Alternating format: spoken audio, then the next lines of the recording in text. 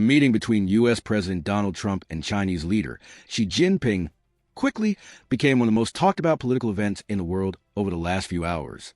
The headline "Pomp and Circumstance," Xi welcomes Trump before bilateral talks, grabbed attention because it showed something many people did not expect to see in 2026. China and the United States publicly try and project an image of cooperation during one of the most tense periods in global relations in recent years. The meeting took place in Beijing, inside the massive Great Hall of the People, surrounded by an extremely symbolic ceremony. As soon as Trump arrived, he was welcomed with a red carpet, military bands, children waving American and Chinese flags, honor guards lined up perfectly, and a carefully choreographed reception organized by the Chinese government. It was clearly designed to send a message to the world: stability, respect, and controlled diplomacy between the two largest powers on Earth.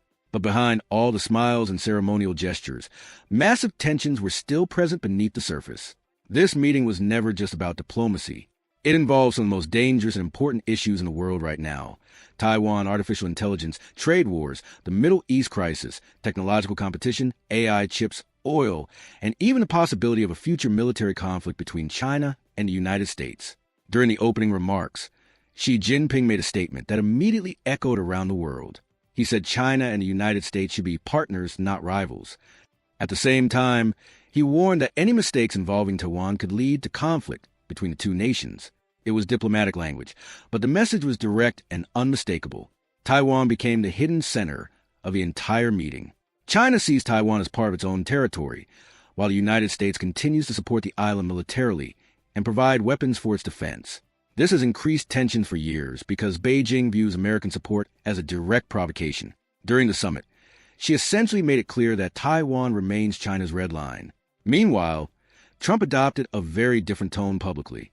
Instead of focusing on military confrontation, he emphasized trade, investments, and economic cooperation. Several times he referred to Xi as a great leader and spoke about the fantastic relationship between the two countries. That caught many people off guard because Trump had spent years being associated with a trade war against China, billion-dollar tariffs, and harsh rhetoric toward Beijing. Now, the atmosphere appeared completely different. One of the most discussed details was the presence of major American business executives during the trip. Figures connected to the technology sector accompanied Trump to Beijing, including executives linked to artificial intelligence, semiconductor production, and innovation. That made one thing very clear. Despite the rivalry, the United States does not want to completely sever economic ties with China because the two economies remain deeply interconnected. Artificial intelligence also became a central piece of the discussions. The two countries are competing for dominance over the future of AI, semiconductors, and advanced military technologies.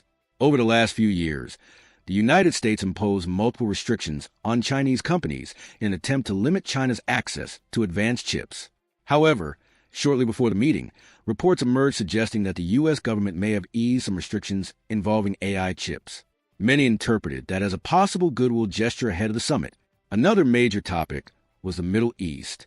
With growing instability involving Iran and rising fears across the region, Trump reportedly sought China's support in helping reduce tensions and stabilize global oil supply chains. Any serious disruption in the Strait of Hormuz could heavily impact the entire global economy. At the same time, Xi Jinping used a meeting to position China as a rational and stable global power during a period of worldwide uncertainty.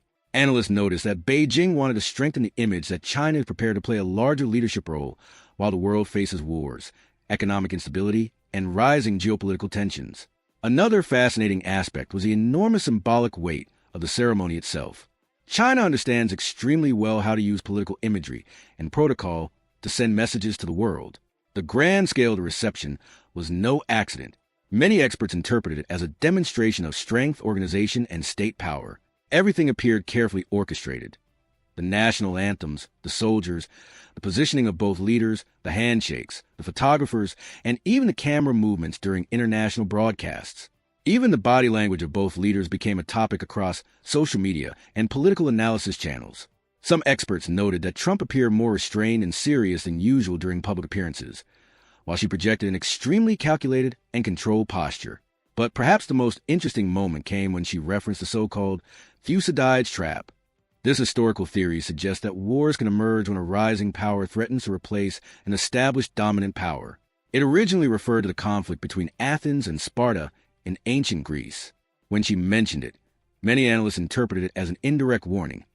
China does not want a rivalry between the two countries to eventually end in military confrontation. Even so, the overall feeling after the summit is that the meeting was more symbolic than practical. No major historic agreements were immediately announced. The main objective appeared to be reducing tensions, stabilizing relations, and preventing dangerous escalation at a time when the world is already dealing with enough global conflicts. Still, the entire world paid close attention because any change in the relationship between the United States and China affects nearly everything: the global economy, the dollar, oil prices, technology, artificial intelligence, financial markets, exports, and even the prices people pay for everyday products. That is exactly why the story exploded worldwide. This was not just another diplomatic meeting. It was a summit between the two men leading the world's biggest superpowers at a moment when the global balance of power feels more fragile than ever before.